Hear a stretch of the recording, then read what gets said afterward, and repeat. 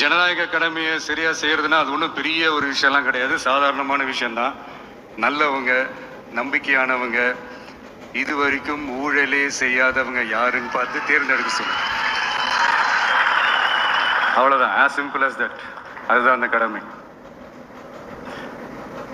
நான் ஒரு 2 years back இதே ஸ்டூடெண்ட்ஸ் ஃபங்க்ஷனில் நான் சொல்லியிருந்தேன், இந்த காசு கொடுத்து ஓட்டு வாங்கி ஜெயிச்சிடலாம்னு நினைக்கிறாங்க இல்லையா, அவங்கள அந்த கல்ச்சரே யாரும் என்கரேஜ் பண்ணாதீங்க, யாரும் காசு வாங்காதீங்க, உங்கள் பேரண்ட்ஸ் கிட்டையும் எடுத்து சொல்லுங்கன்னு நான் சொல்லியிருந்தேன்.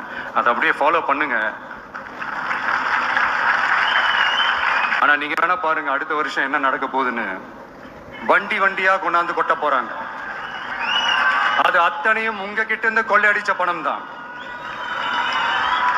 என்ன பண்ண போறீங்க? என்ன பண்ணணும்னு உங்களுக்கு கரெக்டா தெரியும்.